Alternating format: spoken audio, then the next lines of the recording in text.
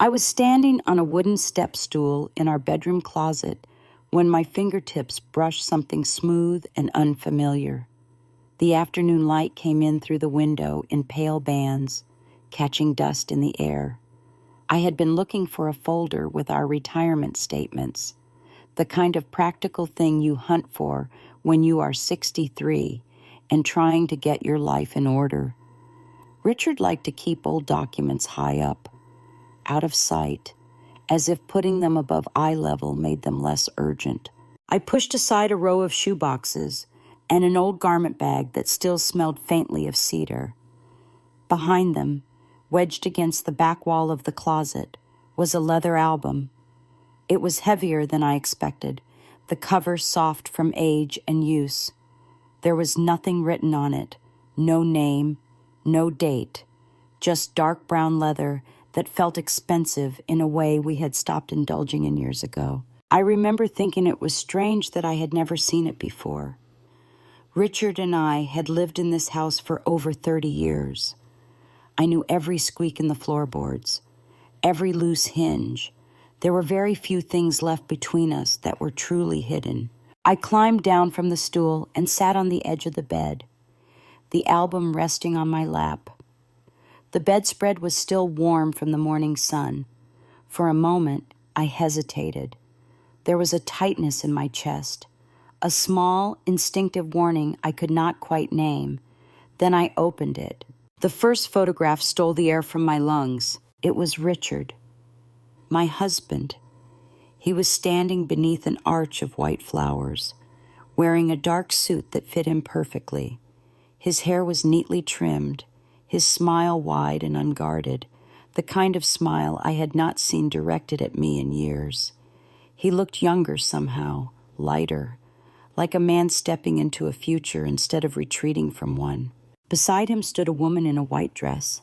It took my brain a second to register what my eyes already knew. The curve of her cheek, the familiar tilt of her head, the small scar near her left eyebrow from when we were girls and she tripped chasing me down the driveway. Elaine, my sister. I did not scream. I did not cry. I simply sat there, frozen, as if my body had decided that movement was no longer an option. My hands went numb. The room felt too quiet. The ticking clock on the dresser suddenly loud and intrusive. I turned the page. There were more photographs. Richard sliding a ring onto Elaine's finger. Elaine laughing as someone adjusted the train of her dress. A group shot with smiling faces I half recognized from charity events and holiday gatherings. People I had shaken hands with, people who had hugged me. The setting was unmistakable. Lake Tahoe. I had been there once, years ago, for a conference. The lake stretched blue and calm behind them in several shots, framed by pine trees and late afternoon light.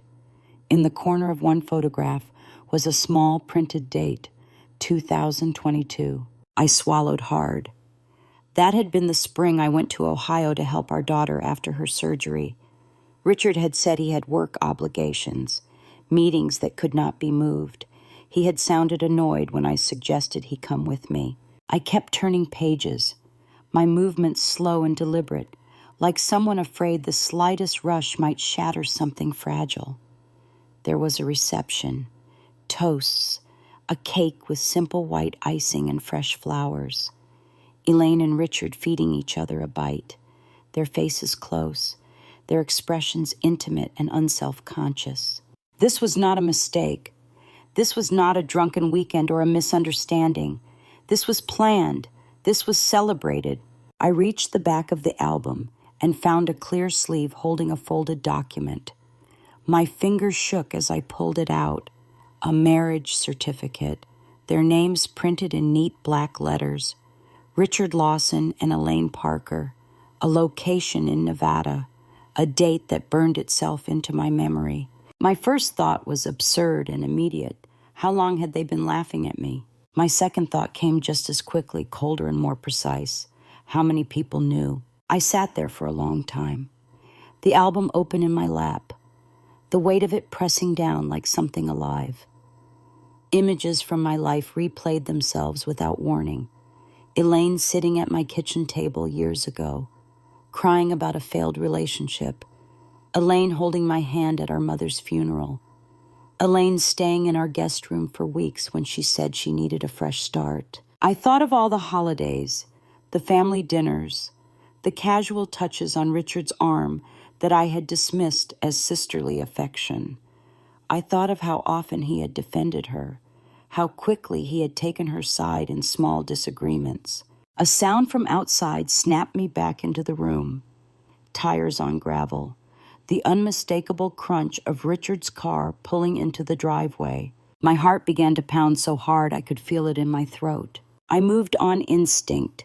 I closed the album, slid the marriage certificate back into its sleeve, and pushed the whole thing under the bed, shoving it as far back as I could reach. I stood up, my legs unsteady, and scanned the room for anything that looked out of place. The step stool was still near the closet. I dragged it back into the corner and folded it shut. I grabbed the first book I saw on my nightstand and sat down again, forcing my hands to stop shaking. I opened it to a random page and stared at the words without seeing them. Footsteps on the front porch. The door opening. Richard's voice drifting up the stairs, calling my name in the familiar way that had once meant comfort. He appeared in the doorway a moment later, loosening his jacket. His expression relaxed. He looked tired but content, like a man whose day had gone according to plan. He asked what I was doing. I told him I was looking for some paperwork and got distracted by a book. My voice sounded normal to my own ears, which surprised me. He smiled and said he was glad to see me resting. He mentioned dinner, something easy, maybe leftovers. He leaned down and kissed my forehead. His lips felt strangely distant, like a gesture practiced too often without thought. As he walked into this bathroom, humming softly, I watched him in the mirror above the dresser. I studied the man I had shared a life with for over 3 decades and tried to reconcile him with the photographs now hidden beneath our bed. The shower turned on, water rushing against tile. Steam began to fill the bathroom. I did not move. I sat there, book open in my lap, listening to the familiar sounds of our house and feeling something inside me shift into place. Whatever I had been before this afternoon, I was not that woman anymore. Underneath the shock and the ache, something else was forming, a stillness, a clarity. I knew one thing with absolute certainty. I was not going to ask him why. I was not going to confront him today, and I was not going to let him see me break. The car was already in the driveway. The truth was already in the house with us, and nothing would ever be the same again. I stayed where I was until the sound of the shower settled into a steady rhythm. Then I closed the book without marking the page and placed it back on the nightstand. My hands had finally stopped shaking, which felt like a small mercy. The room looked exactly the same as it had an hour earlier, yet it no longer felt like mine. It felt staged, like a set built around a life that had already moved on without me. I did not pull the album back out. I did not need to see it again to know it was real. Instead, I stood and began straightening the room with careful, unnecessary precision. I smoothed the bedspread. I aligned the pillows. I folded a sweater that did not need folding. If I kept my hands busy, my mind stayed quieter. When Richard came out of the bathroom, his hair damp, he asked if I wanted tea. His voice was gentle, familiar, the same voice that had once read bedtime stories to our children and murmured apologies after small arguments. I told him tea sounded nice. I followed him downstairs, my steps measured, my face calm. In the kitchen, he moved around me easily, reaching for mugs, filling the kettle, asking whether I preferred chamomile or peppermint. I watched him from the corner of my eye, noting how relaxed he seemed, how unburdened. There was no flicker of guilt on his face, no sign that anything had changed. He talked about his day, about a meeting that ran long, about a project nearing completion. He mentioned Elaine casually, said she had called earlier asking about a charity event next month.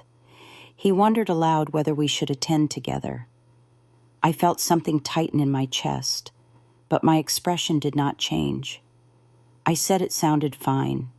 We would see how we felt closer to the date. Tea steamed between us at the small kitchen table. He reached across and squeezed my hand, a brief, affectionate gesture that might have meant comfort once. Now it felt like a test. I squeezed back, just enough. That night, we went to bed at our usual time. I brushed my teeth while he read on his tablet.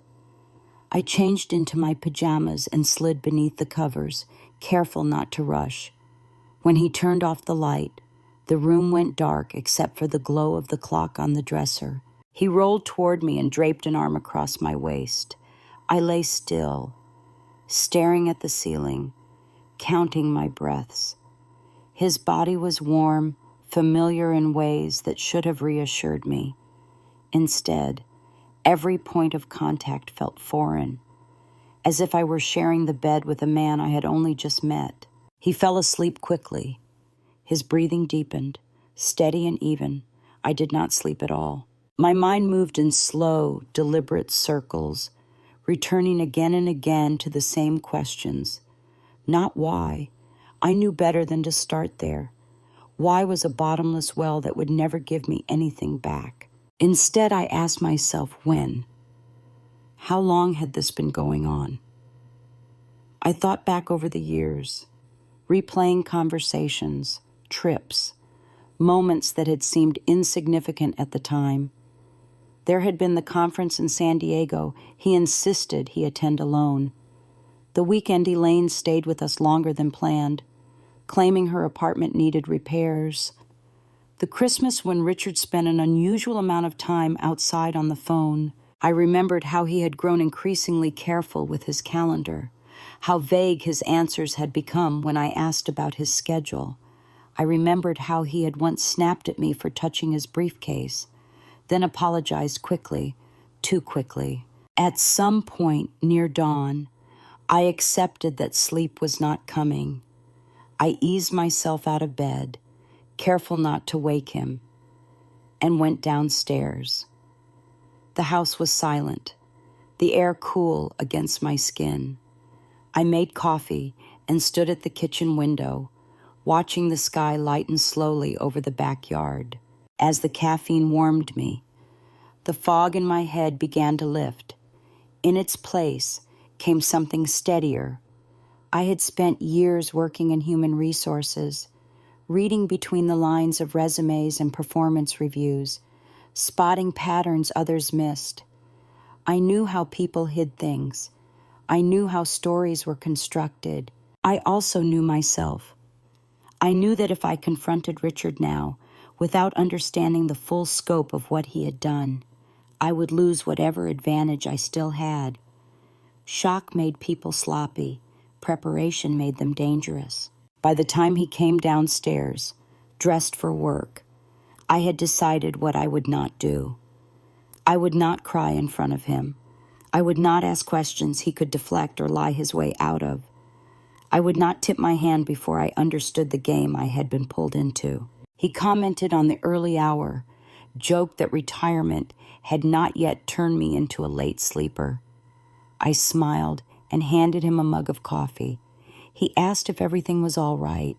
I told him I had a lot on my mind, nothing he needed to worry about. He leaned in and kissed my cheek. He said he loved me. I said it back, the words tasting strange but not untrue in the way I had expected. Love, I realized, did not vanish just because trust had been obliterated. It simply changed shape. After he left, I sat at the kitchen table long after my coffee had gone cold. I stared at the place where he had been sitting, imagining the conversations he might be having elsewhere, the plans unfolding without my knowledge. I thought of Elaine, of our childhood bedroom with its mismatched furniture and shared secrets, of the way she had always watched me, measuring herself against me, resenting and admiring in equal measure. I had spent years trying to protect her, to smooth her rough edges, to advocate for her with our parents. I wondered when that had turned into something else. Later that morning, my phone buzzed with a message from her. She asked if I wanted to meet for coffee later in the week, said she needed my advice about something important. There were no explanations, just the familiar assumption that I would make time. I stared at the screen for a long moment before replying. I told her yes. Thursday morning would work, the usual place. I set the phone down and felt a calm settle over me that I did not entirely trust. It was the calm that came before action, before a long process that would require patience and restraint. Upstairs, in the quiet of our bedroom, the album remained hidden beneath the bed. I knew it was there. I knew what it contained. And for now, that was enough. I did not know how this would end. I did not know what I would lose or what I might gain. But I knew that the next move was mine, and I intended to make it count. Thursday morning arrived with a thin gray sky and the kind of damp chill that settled into my bones before I even stepped outside. I drove to the coffee shop we had been meeting at for years. The same small place tucked between a bookstore and a dry cleaner. The same cracked leather booth we always chose when it was available. Habit has a way of surviving even the things that should destroy it. I arrived early and ordered my usual, black coffee with a splash of milk. I chose a seat near the window where I could see the street and anyone who walked past. I wanted to notice everything today. The sound of the door opening, the way Elaine carried herself when she walked in, the expression she wore when she saw me. While I waited, I studied my reflection in the glass, 63 years old. Soft lines around my mouth and eyes.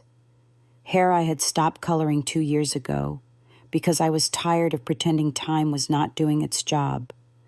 I looked like the woman I had always been, calm, reliable, easy to underestimate. Elaine was 10 minutes late. That was not unusual for her. She came in flustered, brushing rain from her coat, her hair pulled back loosely, as if she had not bothered to check a mirror before leaving home. She spotted me and smiled, relief crossing her face. She hugged me quickly, her arms warm and familiar. She told me she was glad I could make it. She said she'd been thinking about me all week. She ordered a latte and talked about traffic and weather and a fundraiser she had attended the night before. I listened, nodding in the right places, feeling strangely removed from my own body, as if I were watching us from across the room. When the small talk ran out, she grew quieter. She wrapped her hands around her mug and stared down into it, her shoulders tightening. She said she needed my advice. She said she was in a situation she never thought she would find herself in at her age. I asked her to tell me about it. She took a breath and said she had fallen in love. The words came out carefully, measured, as if she had rehearsed them. She said the man was kind and attentive, that he made her feel seen in a way she had not felt in years. She said it was complicated. I waited. She said he was married. She said she had never intended for it to happen that way, but sometimes life did not give you clean choices. She asked if I thought that made her a terrible person. I studied her face as she spoke, the way her eyes flicked up to mine and then away, the way her fingers tightened on the cup when she mentioned his wife. There was no shame there. Not really. There was impatience, frustration. I told her I did not think people planned to fall in love. I told her that life could be messy, especially later on, when you felt like time was slipping through your fingers faster than it used to. She nodded eagerly, relief washing over her features. She said she knew I would understand. She said I had always been the sensible one. She went on, growing bolder. She said the man had promised to make things right. She said he was nearing retirement and wanted a fresh start. She said he just needed time to untangle his life before he could be honest with everyone involved. I asked how long this had been going on. She hesitated, then said almost 2 years. She said it softly, like a confession she expected me to absorb without reaction. My coffee tasted bitter as I swallowed. I asked her what she wanted. She looked up at me then, really looked at me, her eyes sharp and searching. She said she wanted to stop feeling like she was waiting in the wings. She said she had spent her whole life being second, quieter, less important. She said she was tired of watching other people live while she made herself small. She said she deserved to choose herself for once. I felt a familiar ache at the base of my throat. This was not the voice of a woman racked with guilt. This was the voice of someone justifying a decision she had already made.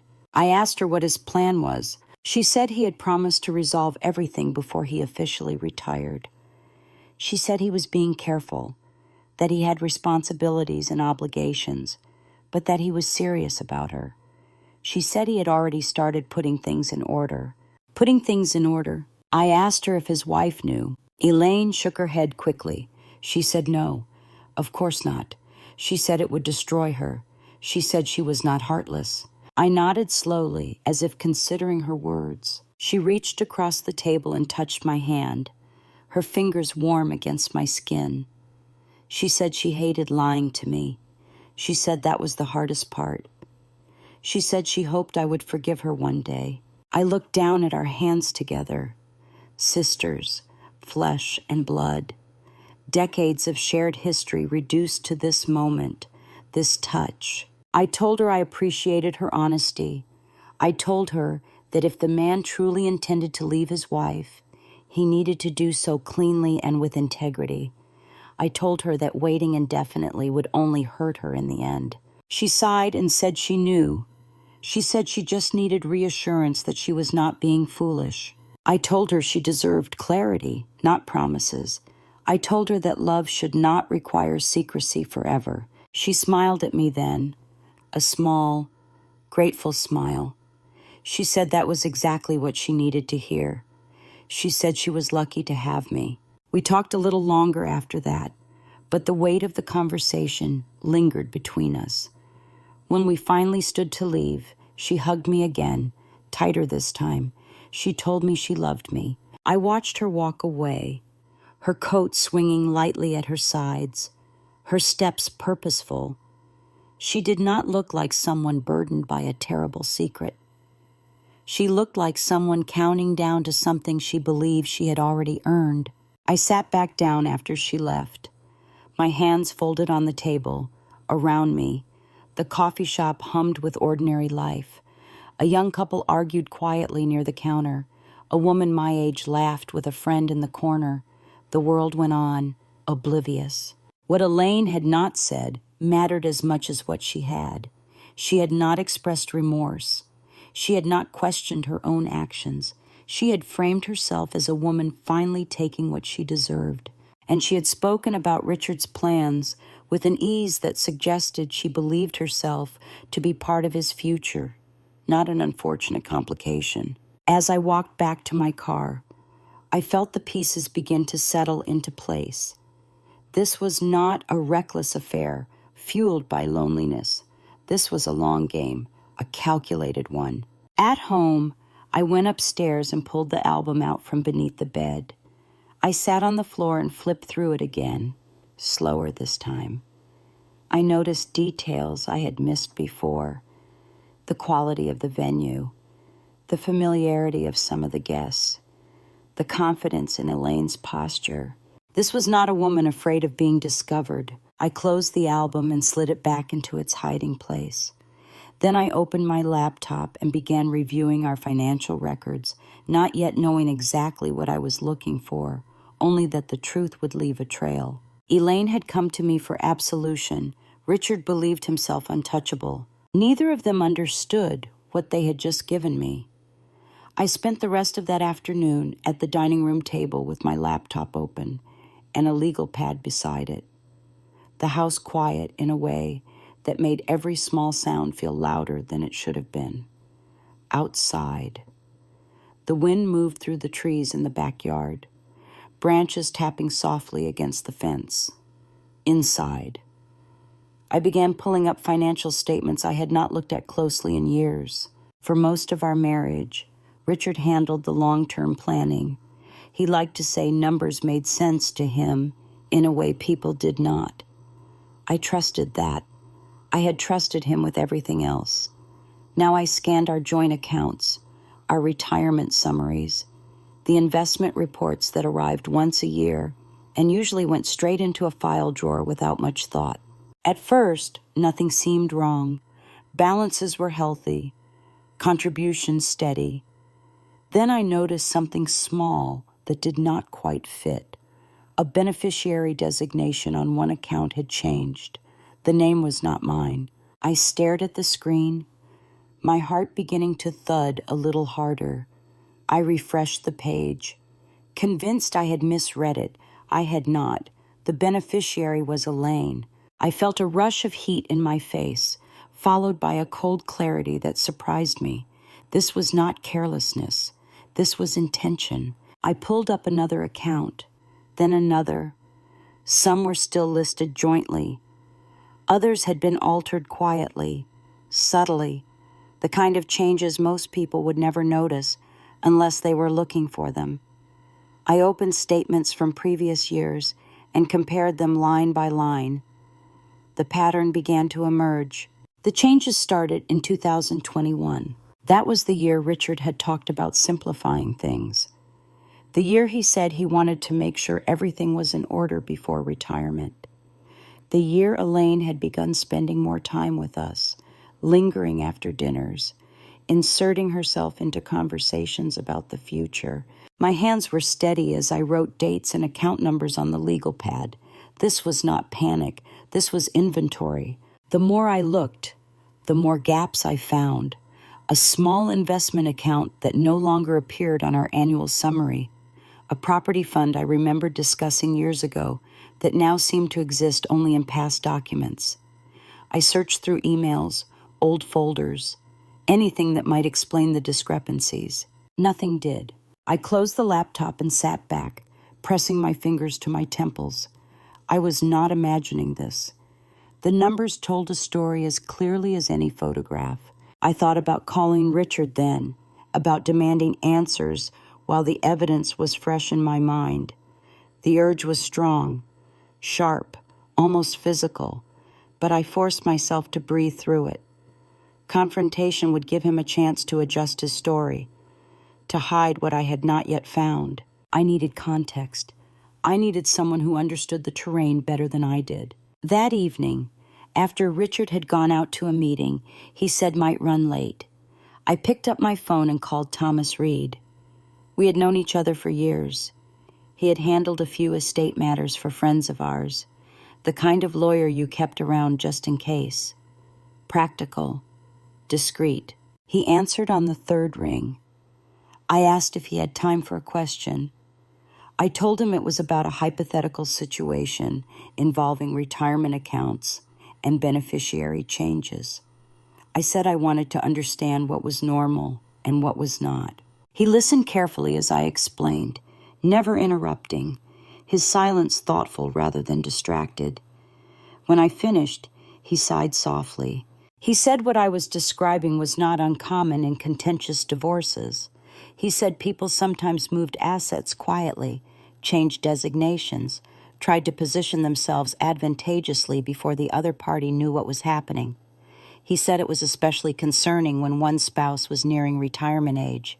I asked him why. He said because time was not on your side then, because rebuilding financial security after 60 was much harder, because the law took elder financial abuse seriously, but only if it could be proven. The word abuse landed heavily in my chest. I asked him what proof looked like. He said documentation, timelines, patterns.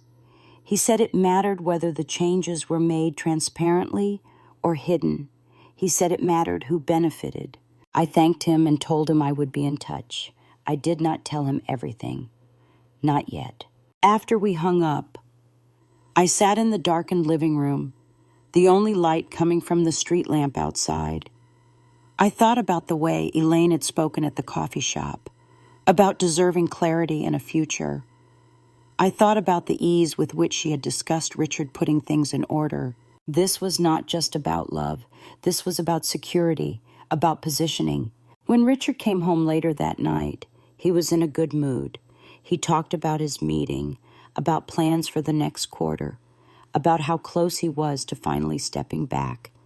He mentioned Elaine again, said she had been under a lot of stress and might need our support. I watched him as he spoke, noting the way his eyes slid away from mine when he said her name.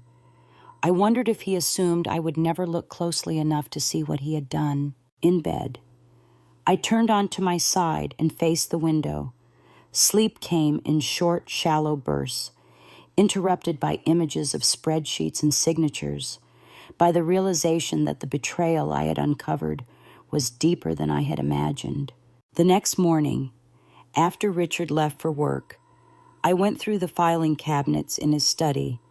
I did not rush. I did not tear things apart.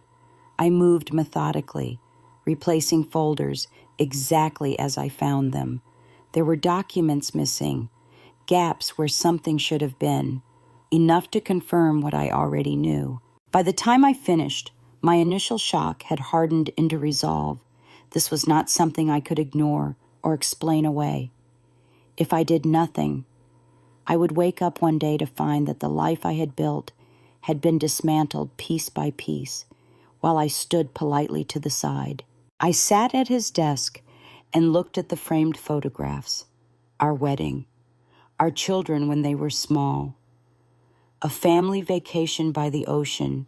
Elaine was in many of them, smiling, close, always present. I felt a wave of sadness then, not for what I was losing, but for what I had believed we were. I closed the study door and went back to the dining room table. I opened my laptop again, this time with a different mindset. I was no longer searching aimlessly. I was mapping a path. By mid-afternoon, I had a clearer picture of what had been altered and when. It was not complete, but it was enough to know that this had been in motion for years. The phone buzzed beside me, a message from Richard asking if I wanted to go out to dinner that night. I replied that I was tired and might stay in. I needed space. I needed time. As evening settled over the house, I made myself a simple meal and ate alone at the kitchen counter. I felt strangely calm, as if my body had finally caught up with what my mind already understood. This was not a misunderstanding that could be cleared up with a conversation. This was a strategy that had been unfolding quietly, deliberately, and now that I had seen it, I knew I could not unsee it. I washed my plate, dried my hands, and turned off the kitchen light. Upstairs, the bedroom waited, unchanged, holding secrets beneath its surface. I knew the next step would require more than suspicion. It would require proof, and I was ready to start looking for it. The proof I needed did not come from a bank statement or a hidden folder. It came from a family dinner I almost did not attend. Richard's mother was turning 90, and his sister had insisted on a small gathering at her house in Rye. Nothing elaborate, just family, a catered meal, and the kind of polite celebration that came with age rather than excitement. I considered making an excuse. The thought of sitting at a table with Elaine and pretending everything was fine felt exhausting, but something in me knew I needed to be there, to see how things had shifted when everyone believed I was still unaware. The house smelled like roast chicken and rosemary when we arrived. Richard squeezed my hand as we walked in, a gesture meant for anyone watching. Elaine was already there, standing close to his mother, her hand resting lightly on the older woman's shoulder as she laughed at something one of the grandchildren had said. She looked comfortable, settled, as if she belonged exactly where she was. I took my seat at the table and let the conversation flow around me. People talked about health, about weather, about how fast time seemed to move now. I watched Elaine carefully, the way she leaned toward Richard when she spoke, The way she answered questions about his schedule before he could. The way she corrected him once, gently, when he mentioned a date wrong. No one else seemed to notice, or maybe they did and chose not to comment. Families have a way of normalizing things that should raise alarms. At one point, Richard's sister brought up future plans. She asked whether Richard and I had thought about downsizing once he retired. Before I could answer, Elaine spoke up. She said the neighborhood would miss us, but maybe it was time for something simpler. She said it so easily, so confidently, as if the decision were already made. I felt something settle in my chest then, a cold understanding. Elaine was not waiting to be chosen. She was already acting as if the choice had been made. Later, while dessert was being served, Richard's mother asked Elaine to help her in the kitchen. They moved slowly, arm in arm. I followed a few moments later, under the pretense of offering help. From the doorway, I heard Elaine speaking softly, her voice low and affectionate. She told Richard's mother she was grateful for everything the family had given her over the years. She said she hoped to be around for a long time. The older woman patted her hand and said she had always thought of Elaine as one of her own. Elaine glanced at me then, her eyes meeting mine for just a second. There was no apology there, no hesitation, only something that looked like satisfaction. On the drive home, Richard talked about how nice it had been to see everyone together. He said his mother seemed happy. He said it was important to cherish moments like that while we could. I listened, watching the road slide past, feeling as if I were hearing him from a great distance. That night, after he fell asleep, I lay awake replaying the evening in my mind, the ease with which Elaine had slipped into my place, the way the family had accepted it without question. This was not an accident. This was not love that had gotten out of hand. This was a replacement. The realization brought with it memories I had not thought about in years. Our childhood home. The way our parents praised me for being responsible, for doing well in school, while telling Elaine she was creative, sensitive, different. The subtle ways expectations were divided. I had learned early to take care of things. Elaine had learned early that she was never quite enough. I remembered the arguments we had as teenagers, her accusing me of always being the favorite, me insisting I never wanted that role. We had grown older, quieter, our resentment buried beneath politeness and obligation. Now it was resurfacing in the most devastating way. The next morning, I went for a walk alone. The air was cool, the leaves beginning to turn. I passed houses much like mine, other lives unfolding behind drawn curtains.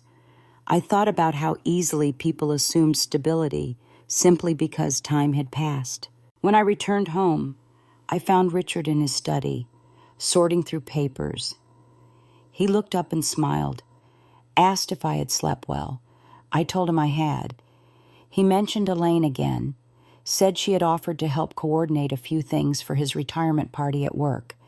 He said she had always been good at organizing events. I nodded, saying nothing. After he left for the day, I called Thomas Reed again. This time, I did not speak in hypotheticals. I told him I believed my husband had changed beneficiary designations and altered estate documents without my knowledge. I told him I suspected someone in the family was involved. He did not sound surprised. He told me this kind of situation often involved more than one betrayal. He said families carried old patterns forward, sometimes in ways that only became clear when money and power were at stake. I asked him what I should do next. He said before anything else, I needed to know exactly what had been changed and when. He said guessing would not protect me, documentation would. Documentation. That afternoon, I sat down and began building a timeline, not just of financial changes, but of family events, holidays, trips, moments when Elaine had been unusually present, when Richard had been unusually distant. Patterns began to emerge, overlapping in ways that made my stomach tighten. I was not dealing with a sudden collapse. I was dealing with a long-planned transition. As evening approached, I felt a strange sense of relief. The confusion that had plagued me since the moment I found the album was giving way to clarity, painful clarity, but clarity nonetheless. I was not imagining this. I was not overreacting, and I was not alone in this by accident. Whatever Elaine believed she was claiming, whatever Richard believed he had secured, they had underestimated one thing. I had spent a lifetime paying attention, and I was done ignoring what was right in front of me. What came next required me to stop relying on instinct alone and bring someone else into the circle of truth. I had reached the limit of what I could uncover on my own without risking a misstep. Patterns were emerging, but patterns needed confirmation. I found Rebecca Stone through a quiet recommendation from Thomas Reed. She was described as thorough, discreet, and experienced with situations that involve both family and finances. We met at a small office park outside White Plains, the kind of place designed to blend into its surroundings. Her office was tidy, functional, and free of anything personal. It felt intentional. She listened without interrupting as I laid everything out: the album, the coffee shop conversation, the beneficiary changes, the family dinner. I spoke calmly, keeping my voice steady even when my chest tightened. I did not need sympathy. I needed clarity. Rebecca took notes in neat, precise handwriting. When I finished, she leaned back in her chair and looked at me carefully. She said situations like this were rarely just about romance. She said people who planned to upend their lives at this stage usually did so with an eye toward control, money, legacy, reputation. Sometimes all three. I asked her what she could find. She said she could confirm whether the ceremony in Nevada had been legal or symbolic. She could track public records tied to property and estate changes. She could establish timelines that connected personal events with financial decisions. She warned me it would take time and patience. Patience I had learned. Over the next several weeks, I settled into a strange rhythm. On the surface, nothing changed. Richard went to work. We ate dinner together. Elaine called occasionally to check in or share small updates about her life. I responded politely, keeping my tone neutral, careful not to invite more intimacy than necessary. Underneath that routine, everything shifted. Rebecca checked in regularly, updating me on what she had confirmed and what she was still pursuing. The ceremony at Lake Tahoe had been real enough to convince their circle. There had been a venue, a guest list, a photographer. It had not been legally binding, but it had been deliberately presented as a marriage to those in attendance. Elaine had not been a naive participant. She had been a willing one. More troubling were the estate documents. Richard had revised his will in 2021. Rebecca confirmed it through public filings and a quiet inquiry. The changes were significant. Elaine had been named as a beneficiary in ways that could not be explained by sentiment alone. Retirement accounts, life insurance, even authority over certain decisions should Richard become incapacitated. I felt a dull ache behind my eyes as I absorbed the details. These were not impulsive gestures. These were calculated moves made while I believed we were planning our future together. Rebecca also uncovered that Richard had quietly consulted a financial planner outside his usual circle. Meetings scheduled during hours he claimed to be traveling. Emails sent from a private account I had never known existed. Each discovery added another layer to the picture, making it impossible to deny the scope of what had been happening. Throughout it all, I remained invisible. Richard assumed my calm meant ignorance. Elaine assumed my kindness meant forgiveness. They spoke freely in my presence, careless in ways people become when they believe the truth is safely buried. At a charity event one evening, I watched Elaine speak passionately about legacy and community, her hand resting lightly on Richard's arm. She talked about the importance of planning for the future, of ensuring that the work you had done continued to matter after you stepped away. People nodded, applauded. I stood beside them, smiling, listening, taking mental notes. Later that night, Rebecca called me with a piece of information that changed everything. She had confirmed the date Richard altered the primary beneficiary on his largest retirement account. It was 3 days after Elaine's ceremony in Nevada. The connection was unmistakable. I sat at the kitchen table long after the call ended, staring at the grain of the wood beneath my hands. This was the moment the story shifted from betrayal to strategy, from heartbreak to something colder. I was no longer just uncovering what they had done. I was understanding how they had planned to benefit from it. The following week, I met with Thomas again. This time, I brought documentation, copies of statements, timelines, notes from Rebecca that confirmed what could be verified publicly. I watched his expression change as he reviewed the material, the professional calm giving way to concern. He told me I had grounds to protect myself. He told me that moving quietly had been the right decision. He warned me that once confronted, Richard would likely attempt to justify his actions or minimize them. He said people rarely admitted intent when exposure was imminent. I asked him what he recommended. He said timing mattered. He said evidence mattered more.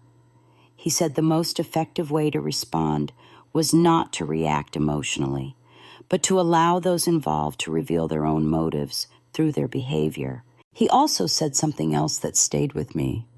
He said people who believed they were winning often became reckless near the end. That idea lodged itself firmly in my mind. As the weeks passed, I noticed small changes in Richard. He grew more irritable, more distracted. He spoke more openly about retirement, about simplifying our lives, about downsizing. Elaine echoed those sentiments whenever she was around, reinforcing the narrative, guiding conversations toward outcomes that suited her. They were aligning their stories. I continued to play my part, nodding, listening, asking innocuous questions that encouraged them to talk. Each answer they gave filled in another blank. Rebecca kept working quietly in the background, confirming details, documenting everything in a way that would hold up if needed. She never rushed me. She never pushed. She understood that the most important thing was not speed, but accuracy. One afternoon, she asked me what I wanted the end to look like. The question caught me off guard. I had been so focused on uncovering the truth that I had not fully considered the outcome. I told her I did not want revenge. I told her I wanted fairness. I wanted the life I had built to stop being dismantled without my consent. I wanted the truth acknowledged. She nodded and said those goals were not incompatible. That night, lying in bed beside Richard, listening to his breathing, I felt something settle into place. Fear had been replaced by resolve, confusion by clarity. I knew what I was dealing with now. I knew how long it had been in motion and who stood to gain. Most importantly, I knew that I no longer needed to guess. The pieces were coming together, slowly and deliberately. And soon, very soon, the people who believed they were in control would discover how fragile that illusion really was. I did not rush anything after that. Once the shape of the truth was clear, the most dangerous thing I could have done was move too quickly. Time was no longer working against me. It was working for me, and I intended to let it do its job. On the surface, life continued as usual. Richard left for work each morning and came home in the evenings with the same tired smile. We talked about groceries and appointments and the weather. We watched the news together after dinner. If anyone had looked in from the outside, they would have seen a couple easing into the quiet routines of later life. Underneath that calm, pressure was building. Elaine began calling more often. At first, it was casual. Questions about holiday plans. Comments about how busy she felt lately. Then the calls shifted in tone. She started asking what Richard had said about retirement timelines, whether he had mentioned downsizing, whether I felt ready for the next phase of life. I answered carefully. I told her Richard and I had not made any final decisions. I said we were taking things one step at a time. I kept my voice warm, non-committal, each time. I could sense her impatience on the other end of the line. At a community fundraiser one evening, I watched her work the room with an intensity I had not seen before. She spoke animatedly to board members, laughed a little too loudly, positioned herself beside Richard whenever she could. She talked about future projects, future leadership, future plans that did not include any uncertainty. Richard, for his part, seemed increasingly on edge. He snapped once when I asked an innocent question about a meeting. He grew restless at home, pacing the kitchen while checking his phone, stepping outside to take calls he said were work-related. When I mentioned the possibility of visiting our daughter for a few days, he discouraged it, saying it was not a good time. They were afraid of losing momentum. I noticed it most clearly one afternoon when Richard suggested we sit down and talk about simplifying our finances. He framed it as concern, as practicality. He said he wanted to make sure everything was streamlined before retirement, that there were no loose ends. I told him that sounded sensible. I said I trusted his judgment. The relief on his face was immediate and telling. After that, the pressure intensified. Elaine began dropping hints more openly. She spoke about wanting stability, about not wanting to waste time. She talked about people our age needing to be decisive, to stop postponing happiness. I listened. I remembered what Thomas had said about recklessness near the end. Behind the scenes, I continued working quietly. I met with Thomas to finalize protective steps that did not alert Richard. We documented everything Rebecca had uncovered. We organized records into clear timelines, making it impossible to dismiss the pattern as coincidence. Each document was dated, labeled, cross-referenced. Rebecca confirmed something else during that period. Richard had told at least a few people in his professional circle that he and I were drifting apart, that we were discussing separation amicably. It was a story designed to prepare the ground, to make what came next seem inevitable rather than calculated. I felt a brief sting when I heard that, not because it surprised me, but because it showed how easily he was rewriting our shared history. I did not correct the narrative. I let it spread. The turning point came when Richard's sister called to talk about their mother's upcoming birthday. 90 years was a milestone, she said, and she wanted to mark it properly. A gathering at the house, family and close friends, a moment to celebrate while she still could. As she spoke, something clicked into place. This was the moment everyone who mattered would be there.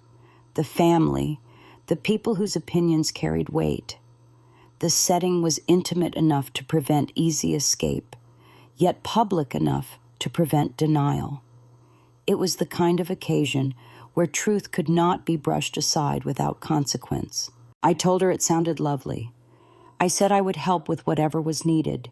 When I hung up, I sat quietly for a long time. This was not about ambush.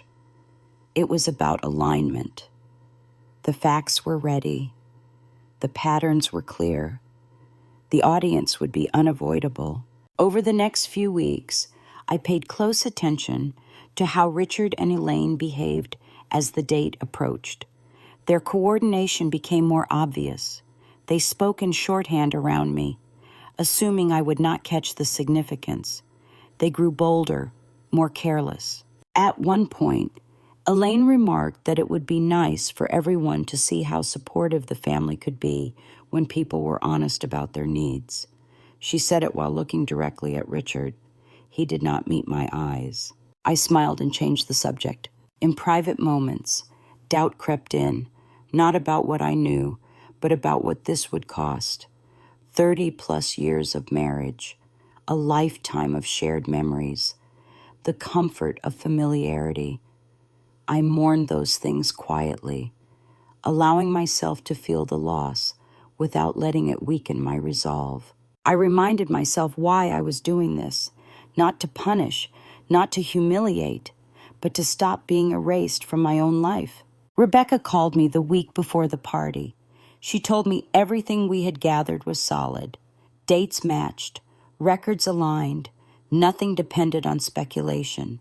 If challenged, the facts would stand on their own. She asked if I was ready. I told her yes. The night before the gathering, Richard was unusually attentive. He brought home flowers. He suggested we open a bottle of wine we had been saving. He talked nostalgically about the early years of our marriage, about how much we had been through together. I listened, wondering whether this was guilt or strategy. Perhaps it was both. When we went to bed, he reached for my hand. I let him hold it. There was no comfort in the gesture, but there was finality. In the dark, I thought about Elaine, about how convinced she seemed that she was stepping into a role that had always been meant for her, about how confident she was that I would fade quietly into the background. She had misjudged me. The morning of the party arrived clear and bright. I dressed carefully, choosing something simple and understated. I looked at myself in the mirror before we left, taking in the woman staring back. She looked calm, steady, prepared. As we drove toward the house, Richard chatted about logistics, about arrival times and seating. I responded when needed, my attention fixed on the road ahead.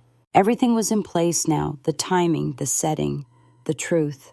All that remained was to let it be spoken out loud. The house was already full when we arrived, the sound of voices spilling out through the open front door and into the late afternoon air. Laughter drifted across the lawn, warm and familiar, the kind that belonged to long shared histories. I stepped inside beside Richard and felt the weight of the moment settle over me, steady and unavoidable. His mother sat in her favorite chair near the window, a soft blanket across her knees, her face bright with happiness. Family members and friends moved around her, offering greetings and small gifts. Elaine stood close by, attentive and composed, her hand resting lightly on the back of the chair as if it belonged there. I took in the room slowly. Richard's sister arranging plates in the dining area, his brother pouring drinks, neighbors who had known us for decades chatting easily, unaware of the tension humming beneath the surface. Everyone who mattered was present. Richard squeezed my arm gently as we moved further inside. He asked if I was all right. I nodded and told him everything was fine. My voice did not waver. He smiled, reassured, and turned his attention back to the guests. As the afternoon unfolded, I played my part. I greeted people. I listened to stories. I laughed at appropriate moments. All the while, I watched Elaine and Richard carefully, the way they positioned themselves in relation to each other, the brief glances they shared, the subtle confidence in Elaine's posture, as if she believed she was already safe. When it was time to gather everyone for cake, Richard's sister called for attention. Conversations quieted. People settled into place, forming a loose circle around the table. The room felt suddenly small, the air thick with expectation. I stepped forward before anyone else could speak. I thanked everyone for coming. I spoke about the importance of family, about how rare it was to have so many years together in one room. My voice carried easily. I had spent a lifetime speaking calmly in difficult situations. This was no different. Then I said there was something I needed to share. A hush fell over the room. Richard turned toward me, surprise flickering across his face. Elaine stiffened slightly, her smile faltering just enough for me to notice. I said that for many years I had believed my life was exactly what it appeared to be: a long marriage, shared plans, a future we were building together. I said that recently I had learned how incomplete that picture was. Richard opened his mouth, then closed it. His eyes searched mine, confusion giving way to alarm. I reached into my bag and pulled out the leather album. I held it up where everyone could see it, then set it on the table and opened it to the first page. I did not rush. I did not dramatize. I let the images speak for themselves. I said that this album contained photographs from a ceremony that took place 2 years earlier at Lake Tahoe. I said it showed my husband standing beside my sister, exchanging vows in front of friends and colleagues. The room erupted in overlapping reactions, gasps, questions. Someone whispered my name in disbelief. Richard's mother stared at the album, her brow furrowing as she tried to understand what she was seeing. Elaine stepped forward, her face pale. She said this was not the time. She said I was misunderstanding things. Her voice shook, but there was an edge of anger beneath it. I told her everyone would have time to speak. I told her to let me finish. I turned another page, then another, pausing long enough for the images to be absorbed. I said this ceremony was not symbolic to those who attended. It was presented as a marriage. It was celebrated as one. Richard tried to interrupt then. He said it was complicated. He said there were things he had planned to explain. His voice sounded strained, too loud in the quiet room. I looked at him and said that complications did not justify deception. I continued. I said that alongside this ceremony, certain financial decisions had been made, beneficiary changes, estate revisions, plans that affected not just emotions but livelihoods. I did not go into legal detail. I did not need to. The implication was enough. Richard's sister asked him if this was true. His brother stared at him, disbelief turning into anger. His mother's hands trembled in her lap. Elaine spoke again, louder this time. She said she had been promised clarity. She said she had been led to believe this was a transition everyone would eventually understand. She said she was tired of being treated as if she had done something wrong. I looked at her then, really looked at her. I said that understanding required honesty. I said that taking someone else's place without consent was not a transition. It was a betrayal. The room felt unsteady, as if the walls themselves were listening. Richard's mother began to cry softly. Someone moved to sit beside her. Richard stood frozen, his face ashen, the careful composure he had cultivated slipping away. I closed the album and placed it back in my bag. I said I had no intention of turning this gathering into a spectacle. I said the truth was not something I could carry alone any longer. I told them that whatever conversations needed to happen next would happen privately and with the appropriate professionals present. Silence settled over the room, heavy and irreversible. People began to speak in low voices, confusion and anger mixing together. Richard tried to approach me, his hand outstretched. I stepped back. I told him we would talk later. Elaine looked at me with something close to disbelief, as if she had expected this moment to go differently, as if she had believed I would remain silent forever. I felt no satisfaction, no triumph, only a deep, steady release, like setting down a weight I had been carrying far too long. As the gathering slowly broke apart, people making excuses and offering quiet words of support, I stayed near the door. Richard did not leave my side, though he did not speak. Elaine avoided my gaze entirely. When the house finally grew quieter, when only family remained, I knew the hardest part was still ahead. The truth had been spoken. Now it would have to be answered. The days that followed did not explode the way people imagine revelations do. There were no shouting matches in public, no dramatic exits with suitcases in hand. Instead, everything slowed down, stretched out, became procedural. Consequences. I learned. rarely arrive all at once. They unfold. Richard moved into the guest room that very night. He did not argue when I told him I needed space. He looked smaller somehow, diminished by the knowledge that his carefully constructed version of events had collapsed in front of the people whose opinions mattered most to him. We spoke little at first. When we did, it was restrained, practical, logistics, schedules, what would happen next. Elaine stopped calling. That silence spoke louder than any apology ever could have. In the weeks that followed, I heard fragments of what was happening through others. She had resigned from the board of the charity she once spoke for so confidently. Invitations stopped coming. People who had once greeted her warmly now kept their distance. It was not cruelty. It was consequence. Trust, once broken, does not easily reassemble itself. Richard tried, at first, to explain. He said he had felt trapped. He said he never intended to hurt me. He said the ceremony had been symbolic, a way to appease Elaine while he figured things out. I listened without interrupting, then told him that intent mattered less than impact, that planning a future that excluded me while I still lived in it was not confusion, it was choice. With Thomas guiding me, the legal process began, quietly, methodically. There were meetings in his office that smelled faintly of old books and coffee. There were documents to review, signatures to provide, questions to answer. None of it felt vindictive.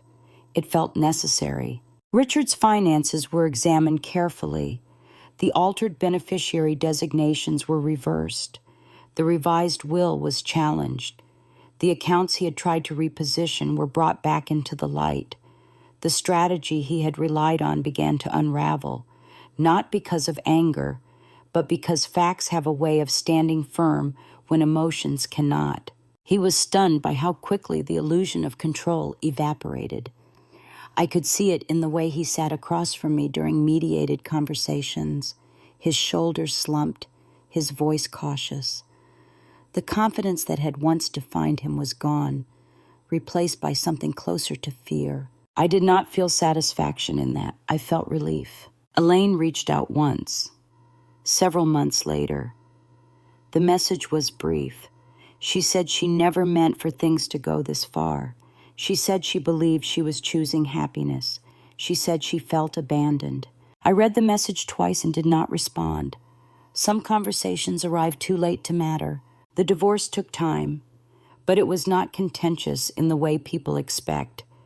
There were no custody battles, no public scenes. Our children were grown. They were hurt, angry, confused. But they stood with me in ways that reminded me I had not failed them as a mother. If anything, they respected that I had chosen truth over comfort. When everything was finalized, I stayed in the house for a while. Walking through its rooms felt strange, like moving through a museum of a life that had ended. Every corner held memories, not all of them painful, but the space no longer felt like a place to begin again. I sold it the following spring. I moved into a smaller place across town, closer to the river, with large windows and quiet mornings. I chose furniture deliberately, nothing inherited from the past, everything intentional. The first night I slept there, I slept deeply, without waking to questions or doubt. Richard faded from my daily life. We spoke only when necessary. He retired sooner than he planned. His reputation altered in ways he had not anticipated. The world he thought he had secured for himself narrowed, quietly but decisively. As for Elaine, I did not see her again. I heard she moved away, started over somewhere. No one knew her story. Perhaps that was what she needed. Perhaps it was simply escape. Either way, it was no longer my concern. What surprised me most was not the loss, but the absence of regret. I missed the idea of my marriage more than the reality of it. I missed who I believed Richard was, not the man he had chosen to become. Some evenings, sitting by my window as the sun dipped low over the water, I reflected on how close I had come to being erased without ever realizing it.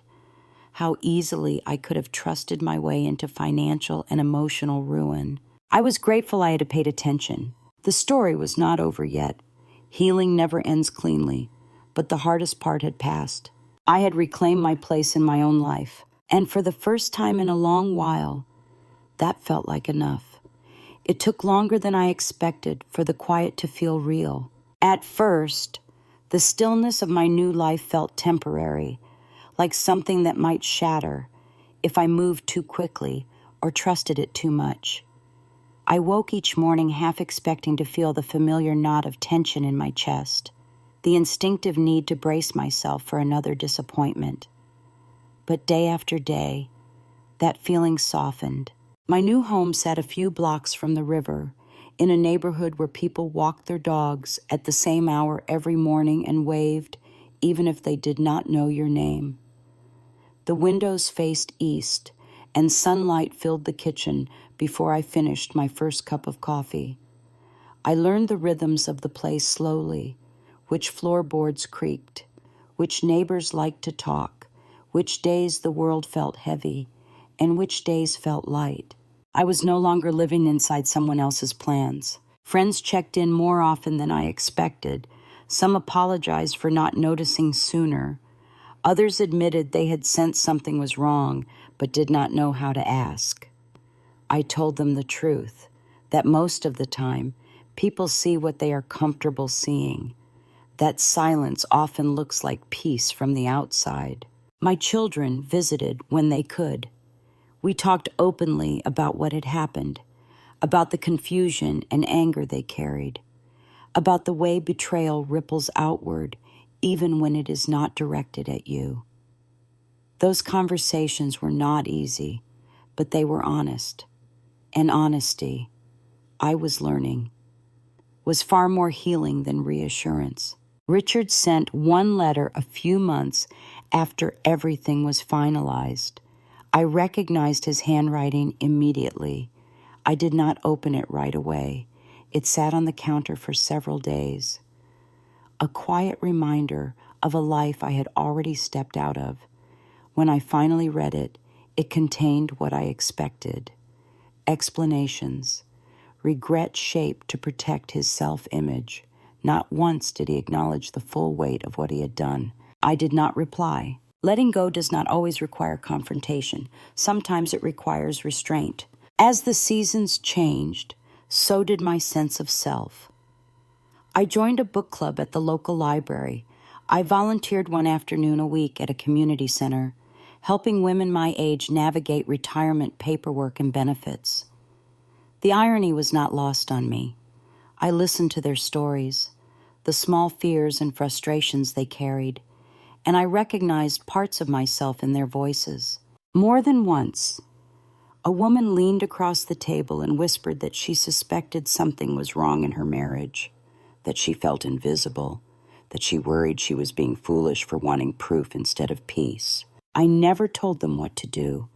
I only told them what I had learned, that paying attention is not paranoia, that asking questions is not betrayal, that protecting yourself is not selfish. Those conversations stayed with me. Occasionally, I ran into people who knew Elaine.